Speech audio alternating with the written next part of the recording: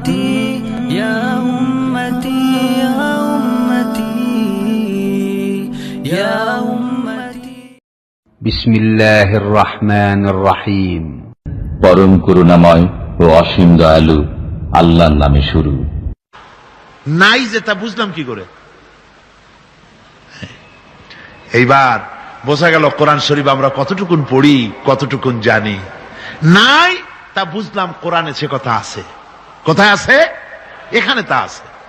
আল্লাহ রাব্বুল আলামিন বলেছেন, ওয়ালাউ তাকাওয়ালা আলাইনা বা'দাল আকাওয়িল, নবী যদি নিজের থেকে কোনো কথা বানায়া এই কোরআনের ভিতরে আমার নামে যদি চালাই দিতেন, আমি আল্লাহ রাব্বুল আলামিন নবীজির ডান হাতকে চেপে ধরতাম আর নবীর কণ্ঠ নালীকে আমি কেটে ফেলে দিতাম। নবীজি কোনো কথা বলেননি এই কোরআনের মধ্যে নিজের থেকে বানায়া, এটা আমার, এটা কার? আল্লাহ পাকের। চ্যালেঞ্জ। ১৫০০ বছর পার হয়ে গেছে, এই চ্যালেঞ্জের মোকাবেলা পৃথিবীর কেউ করতে পারে নাই। সুতরাং নবীর কথা হচ্ছে আল্লাহর কথা। নবীর কথা কার কথা? আল্লাহর কথা। নবীর হাদিস যেটা, ওহী হচ্ছে দুই প্রকার। ওহী কয় প্রকার? একটা হচ্ছে জলি আর একটা হচ্ছে খফি। একটা হচ্ছে প্রকাশ্য ওহী আর একটা গোপনীয় ওহী। প্রকাশ্য ওহী হচ্ছে কোরআন, প্রকাশ্য ওহী কি? আর গোপনীয় ওহী কি? হাদিস। হুজুর বলেছেন, হুজুর তো কোন কলেজে পড়েন নাই। কি বলেন? কলেজে পড়েছেন? কোন কলেজে মাদ্রাসায় পড়াশোনা করেন নাই, অথচ আল্লাহর নবী বলেছেন, ইন্নামা বুইসতু মুআল্লিমান, আমি শিক্ষক হিসাবে দুনিয়ার বুকে প্রেরিত হয়েছি। লেখাপড়া কোথাও করেন নাই, অথচ হুজুর বলছেন আমি শিক্ষক। অর্থাৎ গোটা পৃথিবীর সর্বকালে সর্বযুগের মহান শিক্ষক হচ্ছেন মুহাম্মদ রাসূলুল্লাহ সাল্লাল্লাহু আলাইহি ওয়াসাল্লাম। শিক্ষা তার মধ্যে পরিপূর্ণ ছিল। আল্লাহ তাকে শিখিয়েছেন, সব কথা তিনি বলেছেন, জ্ঞানের কোনো অভাব তার কাছে ছিল না। তবে হ্যাঁ, অনেকে বলে যে মুহাম্মদ সাল্লাল্লাহু আলাইহি ওয়াসাল্লাম হচ্ছেন সেই পুরানা মধ্যযুগীয় ব্যাপার স্যাপার। ওই মধ্যযুগীয় কোনো কথা আজকের যুগে চলতে পারে না, এটা হলো জ্ঞান বিজ্ঞানের যুগ। আমরা কিছু মঙ্গল গ্রহে যাব করতেছি, চাঁদ দখল করে ফেলেছি সেই কবে, চাঁদে পতাকা উড়ায় ফেলেছি, বাড়িঘর বানাবার জন্য ইট সিমেন্ট রড সবকিছু পাঠাবার ব্যবস্থা হচ্ছে চাঁদে। আর মঙ্গল গ্রহে তো আমরা যাব করছি। মুহাম্মদ সাল্লাল্লাহু আলাইহি ওয়াসাল্লাম কি চাঁদে নেমেছেন কখনো? এগুলি বেকুবদের প্রশ্ন। কাদের প্রশ্ন? বেকুবদের প্রশ্ন। আর মিয়া, তোমার বিজ্ঞান তো গেছে শুধু চাঁদে। চাঁদ কত দূর? মাত্র 2,32,000 মাইল দূরে। চাঁদ মাত্র 2,32,000 মাইল দূরে একটি উপগ্রহ মাত্র। পৃথিবীর সবচাইতে নিকটতম প্রতিবেশী, নিকটতম উপগ্রহ হচ্ছে চাঁদ। দৃষ্টান্ত দিতে গিয়ে আমি ওই ছোট্ট স্টোরিটি বুঝাবার জন্য মানুষের সামনে বলি। একবার এক স্বামী আর স্ত্রী দুজনে ঝগড়া লেগেছে। স্বামী স্ত্রীর ঝগড়ায় বেচারা স্বামী দুর্বল হয়ে গেছে, স্বামীর স্ত্রীর সামনে আর পেরে উঠছে না পারিয়া শেষ পর্যন্ত বলল, ঠিক আছে, তোমার মতো দাজ্জাল মার্কা বউর সাথে আমি আর থাকবো না, আমি চললাম, আমি এবার বিদেশেই চলে যাব, দেশেই থাকবো না।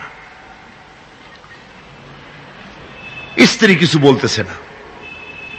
স্বামী দেখে যে সন্ধ্যা পর্যন্ত স্ত্রী তাকে সাধেও না, মহা সমস্যা। বলেও বেচারা মুসিবতে পড়েছে, প্রেস্টিজ কনসার্ন হয়েছে, ইজ্জতের ব্যাপার। শেষ পর্যন্ত জায়নামাজ বালিশ টালিশ পেছাইয়া বিদেশের উদ্দেশ্যে নিজেকে তৈরি করে বারান্দায় নেমে বলল যে মাগরিবের রক্ত যখন হয়েই গেল, মাগরিবটা পড়ে নেই। মাগরিব পড়েছে, দোয়া তাসবিহ ইত্যাদি পড়ছে, দেখেনি স্ত্রীর পক্ষ থেকে কোনো কি দাওয়াত আসে যে আপনার যাইয়া কাম নাই। তো স্ত্রী বেচারিও বুঝে ফেলেছে তার স্বামীর দৌরত্ব কত দূর, সেই জন্য সেও আর কিছু ক্ষয় ঠয় না। এশা রক্ত যখন হয়ে গেছে তখন বিড়বিড় করে স্বামী বেচারা বলছে, মানুষ নাকাউয়ার জাত, সন্ধ্যার আগে ছিলাম কোথায় আর এখন আসলাম কোথায়। বউ ঘরে বসে কয় যে বুঝছি, আর যাওয়া লাগবে না বিদেশে। ঘরের থেকে বারান্দায় নামি তুমি বলো মানুষ না কাউয়ের জাত, সন্ধ্যায় ছিলা কোথায়, এখন নামছো কোথায়, তোমার আর বিদেশে যায় কাম নাই, তুমি ঘরে এসে মশারির মধ্যে ঢোকো। বুঝলেন? তো পৃথিবী থেকে মাত্র 2,32,000 মাইল দূরে চাঁদ, সেই চাঁদে অবতরণ করে বলছে মোহাম্মদ সাল্লাল্লাহু আলাইহি ওয়াসাল্লাম কি চাঁদে গেছে? আরে বেকুব, 2,32,000 মাইল দূরের চাঁদ নয়, 9,30,00,000 মাইল দূরের সূর্য নয়, কোটি কোটি সহস্র কোটি মাইল দূরের গ্যালাক্সি নয়, মিল্কি ওয়ে নয়, সমস্ত তারকারাজি গ্রহ পুঞ্জ সব কিছুকে পেরিয়ে গিয়ে 7 আকাশ ফুড়ে মুহাম্মদ সাল্লাল্লাহু আলাইহি সাল্লাম আরশে আজিম ভ্রমণ করেছেন, যা পৃথিবীর কোন বিজ্ঞানের পক্ষে সম্ভব নয়। সুতরাং মুহাম্মদ সাল্লাল্লাহু আলাইহি সাল্লাম সর্বকালের সর্বযুগের সব ব্যাপারে শ্রেষ্ঠ মহান ব্যক্তিত্ব। এরপরে আল্লাহ রাব্বুল আলামিন বলছেন وَخَلَقْنَاكُمْ أَزْوَاجًا, আমি তোমাদের নারী এবং পুরুষের জোড়া পয়দা করেছি। অর্থাৎ এই পৃথিবীতে আল্লাহ রাব্বুল আলামিন মানুষের একটি সেক্স পয়দা করেন নাই, দুটি প্রকার করেছেন, একটি হচ্ছে নারী আর একটি পুরুষ। এই নারী আর পুরুষ আল্লাহ পাকের এটি একটি বিরাট কুদরত। এই নারী এবং পুরুষ সৃষ্টি করে পরস্পর পরস্পরের প্রতি আল্লাহ আকর্ষণ সৃষ্টি করেছেন। দুজনের একের প্রতি অপরের আকর্ষণ আল্লাহ পাক নিজেই সৃষ্টি করে দিয়েছেন। ওয়ামিন আয়াতিহি আন খালাকা লাকুম মিন আনফুসিকুম আজওয়াজান লিতাসকুনু ইলাইহা ওয়াজআলা বাইনাকুম মাওয়াদ্দাতাও ওয়া রাহমা। আমার অনেক নিদর্শনাবলীর মধ্যে এটিও একটি নিদর্শন যে আমি তোমাদের থেকে তোমাদের স্ত্রীদেরকে তোমাদের জোড়া পয়দা করেছি। আর কি করেছি, কেন করেছি? লিতাসকুনু ইলাইহা, যাতে করে তোমরা পরস্পর পরস্পরের কাছ থেকে শান্তি, প্রীতি, প্রেম, ভালোবাসা, মহব্বত লাভ করতে পারো। এটা আমার নিদর্শন একটি। কিরকম নিদর্শন? ভিন্ন পরিবেশে লালিতা পালিতা একটি মেয়ে ভিন্ন পরিবেশে লালিত পালিত একটি পুরুষের সঙ্গে যখন বিবাহ হয়ে যায়, আল্লাহ রাব্বুল আলামিন বলেন আমি তখন একের প্রতি অপরের মহব্বত আর ভালোবাসা আমি আল্লাহ তৈরি করে দেই। ওই মেয়েটি জানার কথা না, মেয়েটির বাড়ি হচ্ছে লংলা, শ্রীমঙ্গল, বিয়ে হয়েছে দিনাজপুর। দিনাজপুরের লোকেরা বোয়াল মাছ খায় না, কিন্তু এখানের লোকেরা বোয়াল মাছ খুব পছন্দ করে। কথা বুঝতে পেরেছে? এখানে কথাবার্তা এক রকমের, সেখানের কথাবার্তা আর এক রকমের। এই দুইটা মিলাইয়া খিতে হয়েছে তো খিতে হয়েছে। কথা বুঝতে এখন উপায়টা কি? অথচ এই দুই স্বামী স্ত্রীর মধ্যে আল্লাহ পাক কি মহব্বত পয়দা করে দেন, একজন আর একজনের জন্য জীবন দিতে প্রস্তুত হয়ে যায়। সুবহানাল্লাহ পড়েন।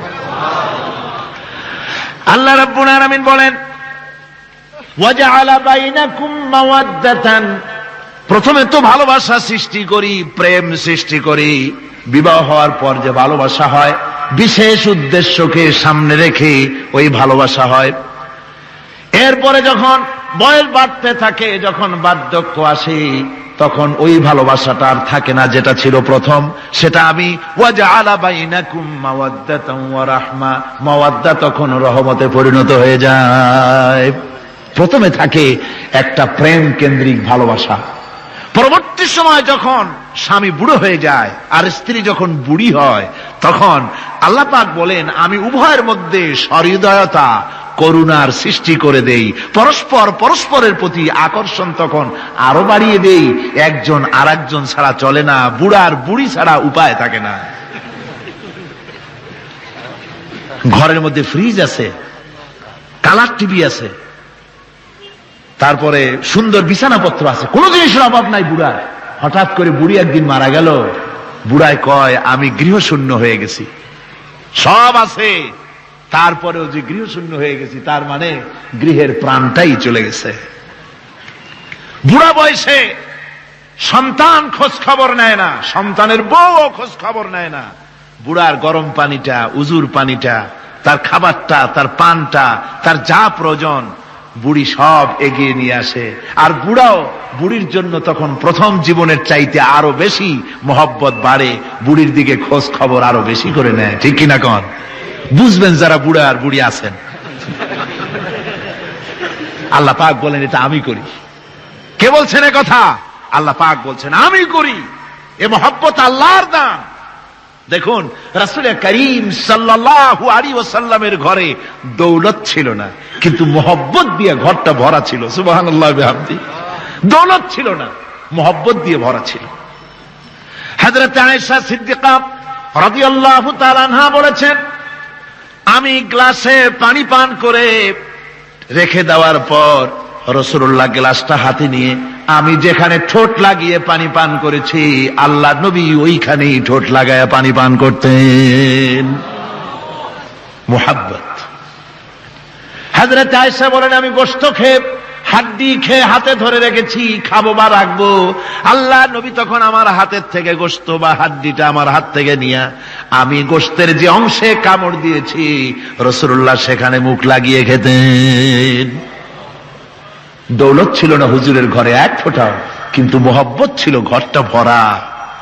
হযরত আয়েশা বলেছেন, রাসূলুল্লাহ কাজ করে কষ্ট করে ঘরের ভিতরে ফিরে যখন দেখেছেন রান্না বান্না সারা হয় নাই, হুজুর ক্ষুধার্ত অথচ আমার রান্না শেষ হয় নাই, নবীজি রাগ করেন নাই, অসন্তুষ্ট হন নাই, ভুরু কুঞ্চিত করেন নাই, চোখ গরম করেন নাই, বরং আমার কাছে বসে রান্না বান্নায় আমাকে আল্লাহর নবী বিশ্ব নবী মুহাম্মদ রাসূলুল্লাহ সাল্লাল্লাহু আলাইহি ওয়াসাল্লাম আমাকে সহযোগিতা করেছেন। স্বামী স্ত্রীর ভালোবাসা হচ্ছে স্বর্গীয় নিয়ামত, জান্নাতের নিয়ামত। সুবহানাল্লাহ পড়েন। যেই ঘরে স্বামী আর স্ত্রীর মধ্যে সাপ আর বেজির সম্পর্ক, দাঁড় কুমড়োর সম্পর্ক, এই ঘরটা যতই বিদেশি আধুনিক সৌন্দর্যের উপকরণাদি দিয়ে ভরপুর থাকুক না কেন, এই ঘরটা, এই বিল্ডিংটা জাহান্নামের টুকরা। ঠিক না? আর স্বামী স্ত্রীর যদি ভালোবাসা থাকে তাহলে ঘরটা যদি কুড়ে ঘরও হয় তারপরেও সে ঘরটা হচ্ছে একটা জান্নাতের টুকরা। অনেক স্ত্রী আছে স্বামীর সাথে মহব্বত নাই, উল্টো পাল্টা কারবার। ওই রকম এক স্বামীর কাছে খবর আসছে যে আপনি তো এই গ্রামের মাতবাড়ি করেন, বিচার আচার করতেছেন, আপনার বউ তো গোসল করতে গিয়ে পড়ে গেছে নদীর মধ্যে। তো লোকটা দৌড় দিয়েছে, দৌড়ে গেছে, যায় কয় যে কোন জায়গায় পড়ছে, কয় যে এইখানে পড়ছে। লোকটা তখন জোয়ারের পানি যাচ্ছিল এইদিকে, লোকটা দৌড় দিছে উল্টা দিকে। লোকেরা কয় যে মিয়া তোমার বউ পড়েছে এইখান থেকে জোয়ারের পানি এদিকে যায়, তুমি উল্টা দৌড়াও কেন? মাতবার বলছে যে দেখো এটা হচ্ছে আমাদের ইন্টারনাল অ্যাফেয়ার্স, এটা বুঝবা না। এই স্ত্রী সারাটি জীবন আমার উল্টা চলেছে। আমি যদি বলেছি 100, সে বলেছে 335। আমি যদি বলেছি এখন দিনের 12টা, সে বলেছে এখন রাত 3:35।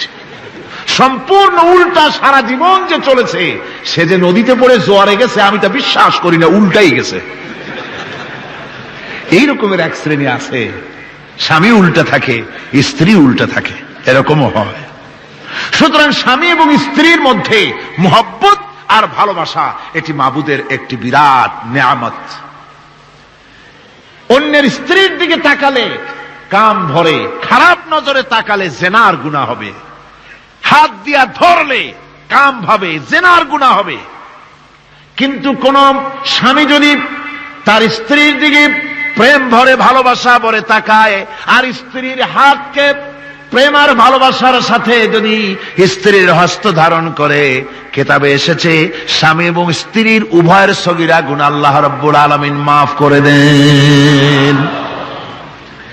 আল্লাহ পাক বলছেন আমি তোমাদের থেকে তোমাদের জোড়া, তোমাদের স্ত্রীদেরকে পয়দা করেছি এবং পরস্পর পরস্পরের প্রতি ভালোবাসা এবং মহব্বত সৃষ্টি করে দিয়েছি।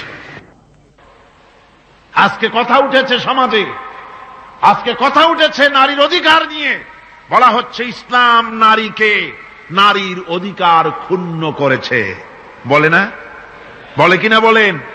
আমাদের দেশে এই জন্য নারী পক্ষ, নারী সমাজ, নারী আন্দোলন পরিষদ, তারপরে এরকম অনেক আন্দোলন তারা বানিয়েছে।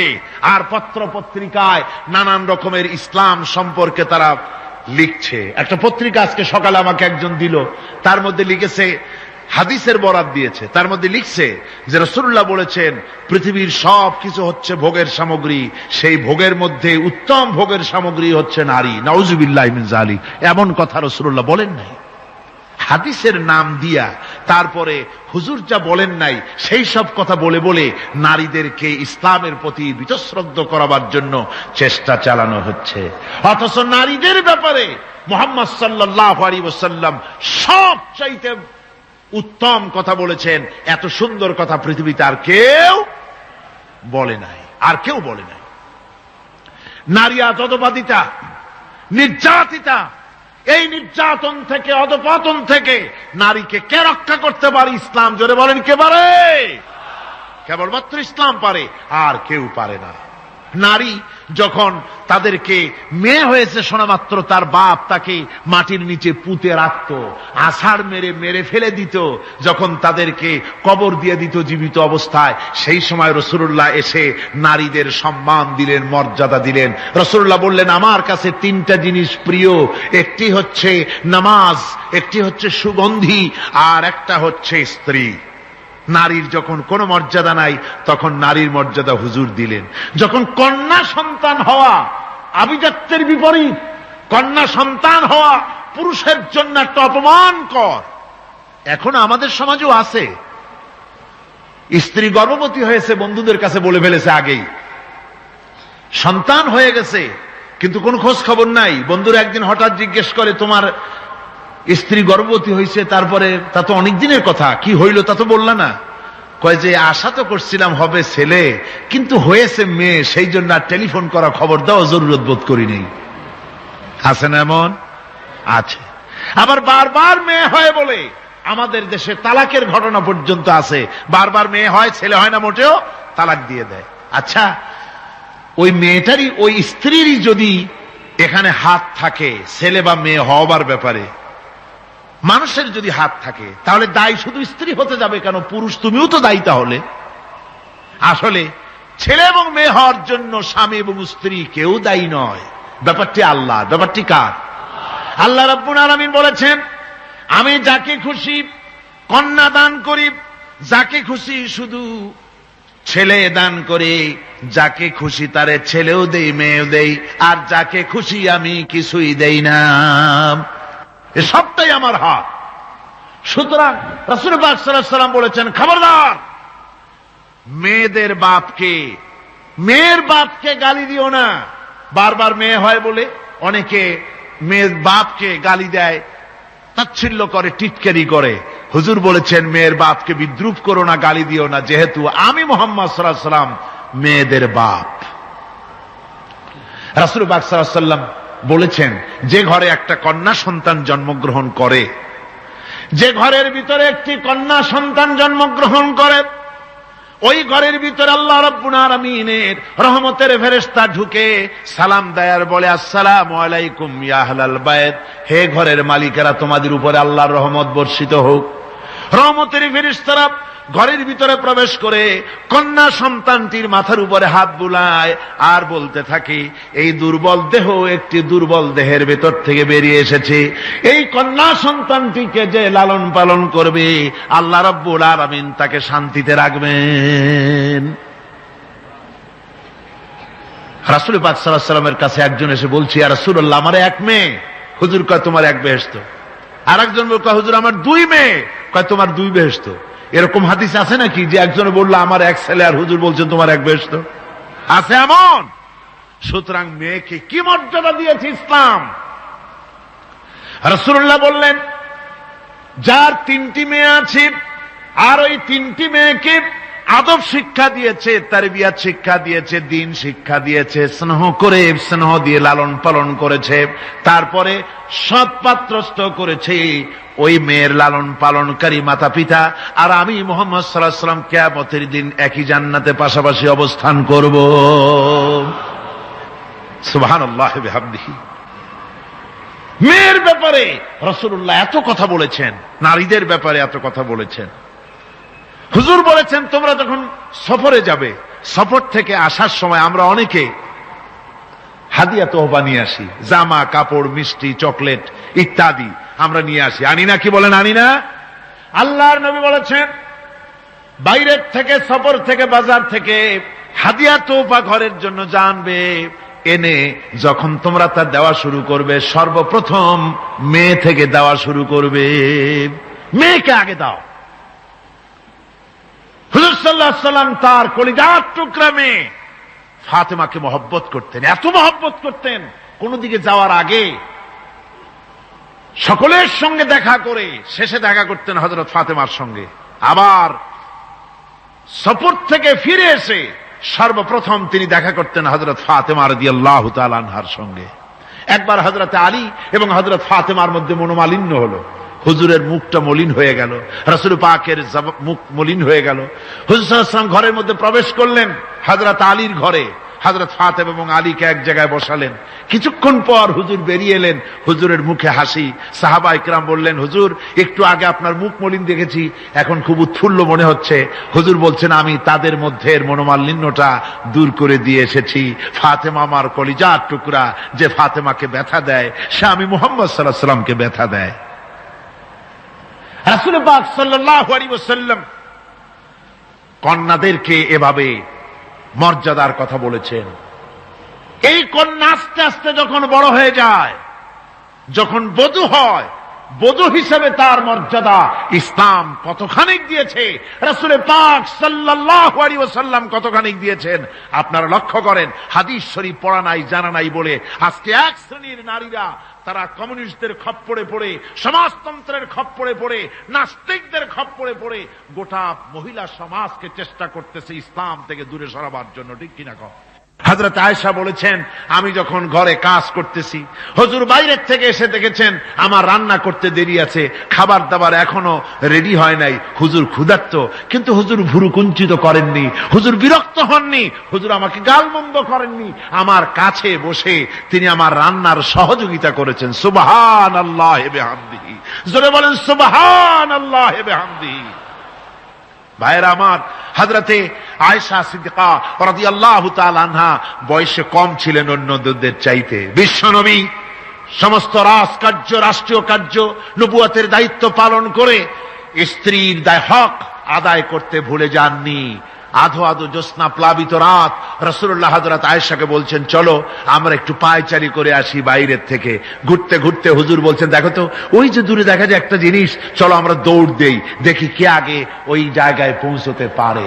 দুজনে মিলে দৌড় দিলেন। হযরত আয়েশা বললেন আমি হুজুরকে পেছনে ফেলে দ্রুত গতিতে আমি দৌড়ে লক্ষ্যবস্তুর কাছে চলে গেলাম। হুজুর সাল্লাল্লাহু আলাইহি ওয়াসাল্লাম যখন ধীরে সুস্থে আমার কাছে এলেন, আমি বললাম দেখছেন আপনি কিন্তু আমার সাথে দৌড়ে পারেন নাই। হযরত আয়েশা বলছেন এর কিছু কাল পরে আবার একদিন রাসূলুল্লাহ দৌড় প্রতিযোগিতার ব্যবস্থা করলেন, দৌড় দিলাম।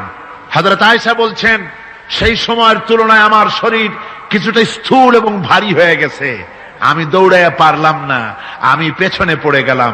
হুজুর আমার আগে চলে গেলেন লক্ষ্যবস্তুর কাছে। আমি হাঁপাতে হাঁপাতে যখন রাসূলের কাছে চলে গেছি, রাসূল পাক মুস্কি হেসে আমাকে বললেন আয়েশা ওই সেই দিনের প্রতিশোধ আজকে নিলাম। সুবহানাল্লাহি বিহামদি, সেদিনের জবাব আজকে দিয়ে দিলাম। স্বামী স্ত্রীর দাম্পত্য জীবনের এই দৃশ্য কতখানি উপভোগ্য, সুবহানাল্লাহি বিহামদিহি। এই জন্য স্বামী স্ত্রীর ভিতরে যে মুহাব্বত, এটা বেহেশতি অবদান, এটা জান্নাতের অবদান, এটা আল্লাহর নিয়ামত। এটা কি ধরে কোন আল্লাহর নিয়ামত। এই নিয়ামত যে ঘরের মধ্যে আছে সে ঘরটা বেহেশত, সে ঘরটা কি বেহেশত। আর আপনার ঘরের মধ্যে রেডিও আছে, টিভি আছে, ফ্রিজ আছে, ডিসি আছে, এসি আছে, কত কিছু আছে, কিন্তু স্বামী স্ত্রীর মধ্যে সাপে আর বেজির সম্পর্ক, দাঁড় কুমড়ার সম্পর্ক, এই ঘরটা জাহান্নামের শামিল। আছে না এক পদের স্ত্রী, স্বামীও আছে এরকম এক পদের স্বামী আছে, সমানে পিটায় মেয়ে লোক, পিটাইতেই থাকে। বুঝলেন, রাসূলুল্লাহ বলেছেন খবরদার স্ত্রীদেরকে মেরো না, দাসীদের মতো প্রহার করো না, তাহলে আগামী রাত্রে যখন তার কাছে তুমি যাবে তখন কি তোমার শরম করবে না?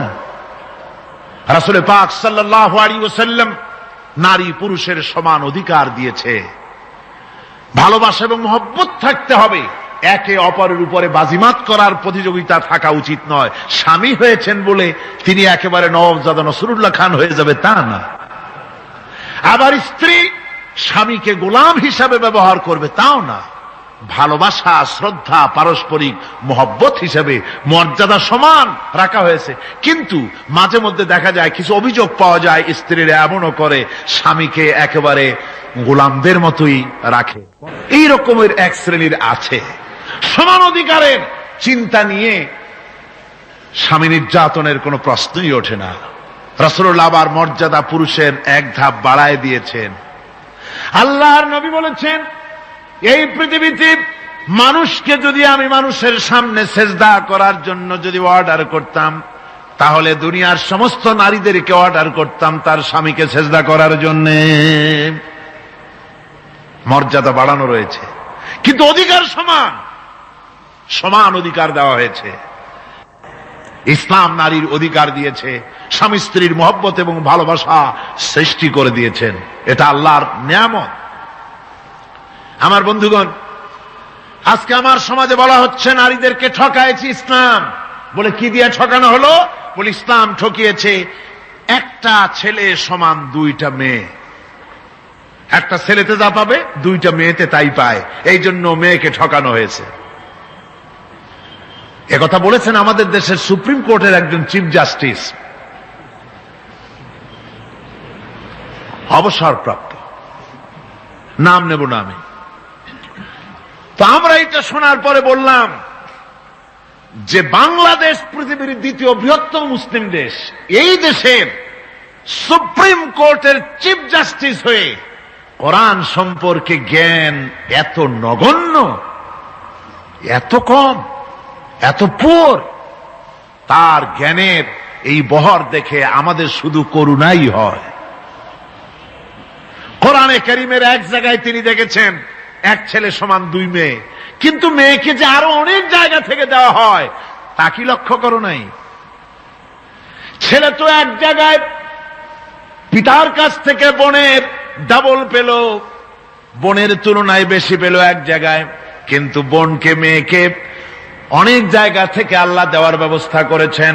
এই মেয়ে লোকটি পিতার কাছ থেকে পাবে, স্বামীর কাছ থেকে পাবে, ছেলের কাছ থেকে পাবে, ভাইয়ের কাছ থেকে পাবে, মায়ের কাছ থেকে পাবে। 5 জায়গা থেকে পাওয়ার ব্যবস্থা আল্লাহ তাকে করে দিয়েছেন। জোরে বলেন সুবহানাল্লাহ। 5 জায়গা থেকে তার পাওয়ার ব্যবস্থা আছে। এক জায়গায় একটু ছেলেকে বেশি দিয়েছে, দেখি তার চোখ কাড়া হয়ে গেছে। আল্লাহর উপরে কমেন্ট করতেছে, নাউযুবিল্লাহি মিন যালিক। নারীকে ইসলাম সবচাইতে বেশি অধিকার দিয়ে তাকে প্রতিষ্ঠিত করেছে, সবচাইতে বেশি অধিকার তার। সব জায়গায় তাকে প্রতিষ্ঠিত করা হয়েছে। নারীদেরকে মহারণা দেওয়া ফরজ করে দেওয়া হয়েছে। নামাজ রোজা যেমন ফরজ, মহারণা দেওয়া তেমন কি? সেই মহারণা আজকাল বাঁধা হয়, বিশেষ করে রাজধানীতে, শহর সমূহে মহারণা বাঁধে।